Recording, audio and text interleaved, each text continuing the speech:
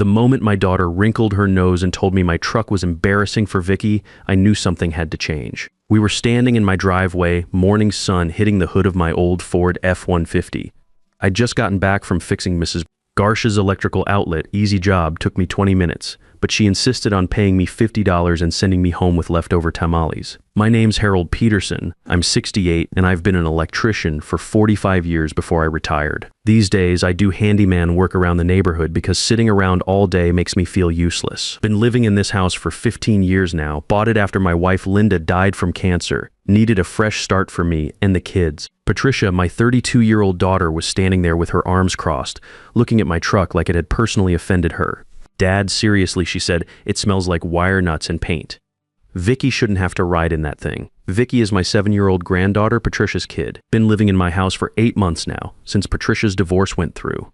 Temporarily, she said back then. That was 8 months ago. What's wrong with the smell of honest work? I asked, but Patricia just rolled her eyes. It's embarrassing, Dad. You need to get something more appropriate, like a minivan or something clean that doesn't scream handyman. I looked at my truck. Yeah, it smelled like work. Wire strippers, electrical tape, sometimes sawdust from helping neighbors with small projects. That truck had been with me for 12 years, never let me down once. Got it right after Linda passed, needed something reliable to haul tools and materials when I started taking on weekend jobs to keep busy. Nathan, my 30-year-old son, wandered out of the house at that moment. He's been living here even longer than Patricia came back after he lost his job at the bank 2 years ago. Still haven't seen him fill out a single application since then. Morning, Dad, Nathan mumbled, scratching his head. He was wearing the same sweatpants he'd had on yesterday. Your sister thinks I need a new vehicle, I told him. Nathan shrugged. Maybe something newer would be good. That's Nathan for you. Never takes a stand on anything. Just goes along with whatever Patricia says to keep the peace. Patricia pointed at my truck again. Dad, I'm not trying to be mean, but when I have to ask you to pick up Vicky from school, I don't want the other parents thinking we're what? She hesitated. Poor, that word hit me harder than I expected. Poor, like working with your hands for 45 years, paying off this house 3 years ago, raising 2 kids alone after their mother died, and keeping food on the table somehow made you poor. I walked past them both and went inside. The kitchen still smelled like the coffee I'd made at 6 a.m. before heading out to Mrs. Garcia's place. The same kitchen where Linda used to make pancakes on Sunday mornings, where I'd taught both kids how to wire a light switch when they were teenagers. Patricia and Nathan followed me in. Dad, Patricia said, her voice softer now. I didn't mean it like that. I just think you deserve something nice. I poured myself another cup of coffee and leaned against the counter. The counter I'd installed myself when we first moved in here. Solid oak butcher block that had lasted through countless family dinners, homework sessions, and late-night conversations. How exactly am I supposed to afford something nice? Well, Patricia said, and I could hear something in her tone that made me pay attention. I've been thinking about that. Nathan sat down at the kitchen table and started scrolling through his phone. This was clearly Patricia's show. I have this opportunity, she continued, to open a daycare. There's this perfect space downtown and I already have 3 families interested. I nodded slowly. That sounds good. You should do that. The thing is, I need startup money for licensing, equipment, insurance, all that stuff. Here it comes, I thought. How much? Well, the bank says if you put the house up as collateral, I could get a loan for $75,000. I set my coffee cup down carefully on the counter Linda and I had picked out together 15 years ago. You want me to mortgage my house? It's not really a mortgage, Dad. It's more like a business loan with the house as backup, and I'd pay it back once the daycare gets going. I looked around the kitchen. This house had been mine for 15 years. Bought it after Patricia's mother died, wanted a fresh start for all of us. Worked every weekend for 12 years to pay it off early, took on electrical jobs for half the city, saved every penny I could. Patricia, I said slowly, when's the last time you had a job? Her face flushed red. I've been looking, Dad. It's hard with Vicky and everything. When's the last time you had an interview? I have one next week. Nathan looked up from his phone. Didn't you say that last week too? Patricia shot him a look that could melt steel. I'm being selective. Okay, I need something that works with Vicky's schedule. I walked to the window and looked out at my truck. Mrs. Garcia's tamales were still sitting on the passenger seat, wrapped in foil. That woman was 78 years old and still insisted on paying me full price, even though I told her neighbor rates should be lower. She'd lived through her husband's death, raised 4 kids on a seamstress salary, and never once asked anyone to bail her out of her problems. Dad? Patricia said behind me, what do you think? What I thought was that I'd been supporting 2 grown adults for months now. What I thought was that neither of them had contributed a dime to groceries, utilities, or anything else since they'd moved in. What I thought was that Patricia was awfully quick to criticize my truck but never offered to help with gas money. But what I said was, let me think about it. Patricia's face lit up. Really? Dad, this could be amazing. I could finally be independent, while living in my house, eating my food, using my electricity, and asking me to risk my home for her business idea. I said I'd think about it. I repeated. That night, after Patricia had gone out with friends and Nathan was upstairs playing video games, I sat on my back porch with Vicky. She was coloring in one of those books with the princesses, tongue sticking out in concentration. The porch had been Linda's favorite spot in the evenings. She used to sit out here with her tea, watching the neighbors walk their dogs. Grandpa, Vicky said without looking up, Mom says you might buy a new car, maybe. Would you like that? She shrugged. I like your truck. It smells like you. Out of the mouths of babes. Linda would have laughed at that. She used to say my clothes smelled like copper wire and determination. Vicky, has your mom been going to job interviews? She looked up at me with those big brown eyes, same color as Linda's had been. She goes out a lot, but she always comes back with shopping bags. That got my attention. Shopping bags, yeah, new clothes and stuff. She said it's for interviews, but she has lots of interview clothes now. I made a mental note of that. If Patricia was unemployed and broke, where was the money for new clothes coming from? Vicky, do you like living here with Grandpa? She nodded enthusiastically. I love it. You make the best pancakes, and you fix everything when it breaks. That's what I'd done my whole life. Fixed things. Fixed electrical problems for half the city, fixed the leaky faucet in the upstairs bathroom, fixed Nathan's bike when he was 12, fixed Patricia's car when she was in college. Always fixing things for other people. What if Mommy and Uncle Nathan had to get their own house? Vicky frowned. Would I still see you? Of course I'm your grandpa. Nothing changes that. She went back to coloring, and I sat there thinking about Tamales and truck smells and what it means to be poor. The sun was setting behind the maple trees I'd planted when we first moved here. Linda had wanted something that would grow with us, she said. Those trees were taller than the house now. The next morning, I made a decision, but not the one Patricia was expecting. I called my lawyer, Eddie Martinez. Known him for 15 years, did the electrical work on his house when he was starting his practice. Good man, honest, never charged me full price when I needed legal advice after Linda died. Eddie, I said when he picked up, I need some advice about protecting myself from family. Harold, what's going on? I told him the whole story. The mortgage request, the unemployment situation, the general feeling that I was being taken advantage of. I told him about the shopping bags and the fake interviews, and how neither of my kids had contributed a penny to household expenses. Eddie listened without interrupting. When I finished, he said, Harold, what you're describing sounds like financial elder abuse. Come on, Eddie, it's not abuse. They're my kids. Financial abuse doesn't require strangers. Harold, most of it happens within families. Adult children pressuring elderly parents into risky financial decisions. That's textbook stuff. I felt something cold settle in my stomach. What should I do? First, don't sign anything. Second, start documenting everything. Conversations, requests for money, evidence of their lifestyle versus their claimed financial situation. You mean like spying on my own kids? I mean like protecting yourself. Harold, if Patricia defaults on a $75,000 loan with your house as collateral, where are you going to live? That question stayed with me all day. Where would I live? I'd worked 45 years to own this place free and clear. Linda and I had dreamed about retirement here, about watching grandkids play in the backyard, about having family dinners around the table she'd picked out. I started paying attention to things I'd been ignoring, like how Patricia always seemed to have money for manicures and new clothes, but never for groceries. Like how Nathan ordered DoorDash 3 times a week, but claimed he couldn't afford to help with the electric bill. Like how they both acted like my house was their house. My refrigerator was their refrigerator. My retirement was their safety net. I also started carrying my phone in my shirt pocket with the voice recorder app ready. Eddie had been specific about that. Document everything. 3 days later, Patricia brought up the mortgage idea again. This time I was ready. Dad, she said over breakfast. I set up a meeting with the loan officer for Friday, just to talk through the options. I kept eating my eggs. The same eggs I'd bought and paid for, cooked on the stove I maintained. Served on plates Linda had picked out at a garage sale 20 years ago. Did you hear back from that job interview? Which one? The one you had last week. You said it went really well. Patricia stirred her coffee for a long time before answering. They're still making decisions. What company was it again? It's a marketing firm downtown. I nodded and pressed record on my phone app. What's the name of the firm? Why do you need to know? Just curious about where my daughter might be working. Patricia looked uncomfortable. It's called Creative Solutions. I made a note to look that up later. Something in her voice told me I wouldn't find any Creative Solutions marketing firm in our city.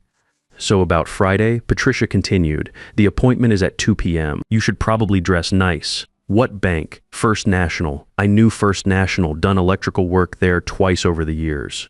The loan officer was a guy named Gary who'd been there for 20 years. If Patricia thought she was going to charm her way through this, she had another think coming. Okay, I said, I'll be there. Patricia looked surprised. Really, Dad? That's great, but I'm bringing Eddie Martinez with me. The color drained from her face. Why do you need a lawyer? Because I'm old, not stupid. Any financial decision this big, I want legal advice. Nathan looked up from his cereal. Is that really necessary? Yes, I said firmly, it is. That afternoon, I did something I'd never done before. I followed Patricia, not proud of it, but Eddie had been clear about gathering evidence. She said she had an interview at 2 p.m. I wanted to see where she really went. She drove downtown. All right, but not to any office building. She went to the mall, spent 2 hours at the department stores, came out with 3 shopping bags. Then she met a friend for coffee at one of those expensive places that charges $6 for what used to cost 50 cents. I sat in my truck in the parking garage feeling like some kind of private investigator. This wasn't the man Linda had married. But then again, these weren't the kids Linda had raised either. When I got home, Patricia was already there, looking pleased with herself. How'd the interview go? I asked. Really well, she said without missing a beat. They said they'd call next week. What position was it for? Marketing coordinator. What kind of marketing do they do? She hesitated just long enough for me to know she was making it up. General marketing, advertising, social media, that kind of stuff. I nodded and went upstairs to my bedroom. The same bedroom Linda and I had shared for 12 years before the cancer took her. I sat on the edge of the bed and looked at the photo on my nightstand. Linda in her garden smiling dirt under her fingernails from planting tomatoes. What would you do, honey? I asked the photo. How did we go wrong with them?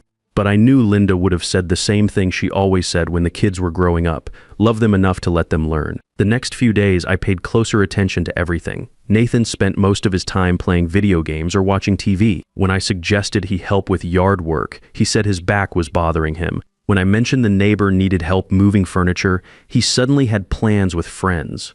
Patricia was more subtle, but not by much. She'd disappear for hours, claiming job interviews or errands. But she always came back with purchases, new makeup, a purse, shoes. When I asked about it, she said she was using her emergency credit card for interview clothes. How are you planning to pay that off? I asked. When I get a job, obviously, and if the daycare doesn't work out. She looked at me like I'd asked if the sun might not come up tomorrow. It'll work out, Dad. You just have to have faith. Faith? I'd had faith in a lot of things over the years. Faith that hard work pays off. Faith that treating people right matters. Faith that family looks out for each other. Some of that faith was looking pretty shaky these days. Friday came faster than I expected. I put on my best shirt and tie, the ones I usually saved for funerals and graduations. Eddie met me at the bank carrying a briefcase that probably cost more than my truck. You ready for this? He asked. Ready as I'll ever be. Patricia was waiting in the lobby, dressed in a sharp business suit I'd never seen before. Probably one of those interview outfits Vicky had mentioned. Nathan was with her, looking uncomfortable in khakis and a button-down shirt. Gary, the loan officer, was the same as I remembered, friendly, professional, but sharp as a tack when it came to money. His office had pictures of his kids on the desk and a certificate on the wall from the local Chamber of Commerce. So Gary said, once we were all seated, I understand you're interested in a business loan with property collateral. That's right, Patricia said before I could speak. My father owns his home outright and I need startup capital for a daycare business. Gary nodded and looked at me. Mr. Peterson, you're comfortable with putting your home at risk for this venture? That's what I wanted to discuss, I said. Eddie, would you mind sharing what we talked about? Eddie opened his briefcase and pulled out a folder thick with papers. Mr. Peterson came to me with concerns about this arrangement. We've done some research on the business plan and the applicant's employment history. Patricia's face went pale. What kind of research? Eddie consulted his notes. For instance, Ms. Peterson claimed to have had a job interview with Creative Solutions Marketing. There is no such company registered in this city. Gary's eyebrows went up. Is that accurate, Ms. Peterson? Patricia opened her mouth, closed it, then tried again. There might have been some confusion about the name. What about the interview you had this week with the hotel downtown? I asked. How did that go? Patricia stared at me like I'd grown a second head. She'd never mentioned any hotel interview. I'd made it up. That's still pending, she said weakly. Eddie pulled out another sheet of paper. We also looked into Ms. Peterson's spending patterns over the last 6 months. Credit card records show purchases at high-end retailers totaling over $3,000, while claiming to be unemployed and unable to contribute to household expenses. Gary was taking notes now. This was not going the way Patricia had planned. Nathan was slouching in his chair like he wanted to disappear through the floor. Furthermore, Eddie continued, Mr. Peterson has been supporting 2 adult children and 1 grandchild with no financial contribution from either adult. This creates a pattern of financial dependency that would make loan repayment unlikely. Patricia finally found her voice. Dad, I can't believe you're doing this to me. I'm not doing anything to you. I said, I'm protecting myself. Gary cleared his throat. Ms. Peterson, based on what I'm hearing, I don't think we can approve this loan. The risk factors are too high, and there appear to be discrepancies in the information provided. Patricia stood up so fast her chair squeaked. This is unbelievable. Dad, you're destroying my future? No, I said calmly. I'm protecting mine. She stormed out of the bank. Nathan followed her like a confused puppy, but not before giving me a look that was half disappointed, half relieved. Gary shook his head. Harold, I've seen this before. Adult kids trying to get their hands on their parents' assets. You did the right thing. Eddie packed up his papers. The next step is establishing some legal boundaries. We should talk about grandparent rights, tenant agreements, and asset protection. Tenant agreements. Your house, your rules. If they want to live there, they need to contribute, otherwise they need to leave. That evening, I came home to find Patricia and Nathan sitting at the kitchen table looking like someone had died. The same table where Linda used to help them with homework, where we'd celebrated birthdays and graduations, where I'd told them their mother wasn't coming home from the hospital. So I said, how was your day? Patricia looked up at me with red eyes. How could you embarrass me like that? I didn't embarrass you. You embarrassed yourself. Nathan spoke up. Dad, we need to talk. I sat down across from them. The late afternoon sun was coming through the kitchen window, hitting the spot where Linda used to sit when she was peeling potatoes or snapping green beans. Go ahead.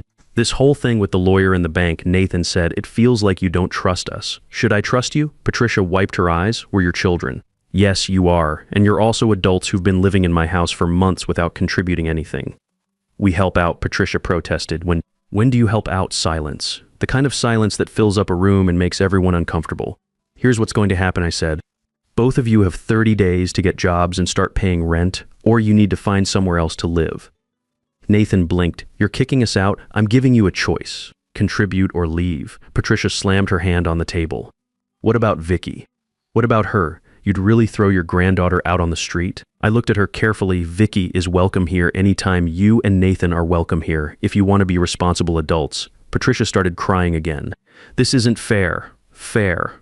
I stood up and walked to the window. My truck was sitting in the driveway where it belonged, faithful as an old dog. You want to know what's not fair? Working for 45 years, losing your wife to cancer, raising 2 kids alone, and then having those kids treat you like a free hotel. I turned back to them. You have 30 days. The next few weeks were uncomfortable. Patricia barely spoke to me, spending most of her time on her phone or out of the house.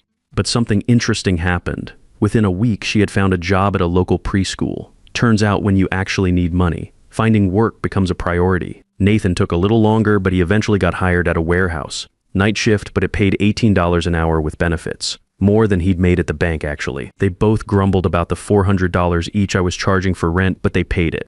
The first time I held those 2 checks in my hand, I felt something I hadn't felt in months: respect. The house started feeling different. Not just because they were contributing, but because the dynamic had changed. When Nathan wanted to order pizza, he asked if I wanted anything instead of just ordering for himself. When Patricia needed someone to watch Vicky, she asked politely instead of assuming I'd be available. One evening, about a month later, I was sitting on the back porch with Vicky again. She was working on a new coloring book, something with horses this time. Grandpa, she said, Mommy got a job. I know. How do you feel about that? Good, she's happier now. She was sad a lot before. Kids see more than we give them credit for. Are you happy living here? Yes. But Mommy says we might get our own house soon. Would you like that? She thought about it seriously, maybe. But I'd miss you. You know what? Even if you move to your own house, you can still visit Grandpa anytime you want. Promise? Promise? That weekend, Patricia approached me with something I hadn't seen in months. An apology. Dad, she said, I want you to know that I understand now. What you did at the bank, making us get jobs, charging us rent. I was angry at first, but I get it now. I was replacing a light fixture in the hallway, something I'd been putting off for weeks. Get what? That you were trying to help us in your own way. I tightened the last screw and flipped the switch. Light flooded the hallway. How do you figure? Because for the first time in 2 years, I feel like I can take care of myself. And Vicky, that was worth more than any apology. 3 months later, Patricia and Vicky moved into a small apartment about 10 minutes away. Not because I kicked them out, but because Patricia wanted her independence. Nathan stayed a little longer, saving money for his own place. My truck still smells like work. Yesterday, I helped old Mr. Johnson rewire his garage, and afterwards Vicky rode with me to pick up supplies at the hardware store. She told me she likes how my truck smells like fixing things. Some folks might think I was too hard on my kids, but sometimes being a good parent means not making life too easy. Sometimes love looks like boundaries. Linda would have been proud. We raised them to be independent, even if they forgot that for a while. Sometimes the best thing you can do for family is teach them to stand on their own 2 feet, and sometimes the smell of honest work is the sweetest thing in the world. My truck and I learned that respect isn't something you inherit. It's something you earn every single day through the choices you make and the boundaries you keep. Sometimes the greatest gift you can give your children isn't comfort, it's the confidence that comes from knowing they can survive without you.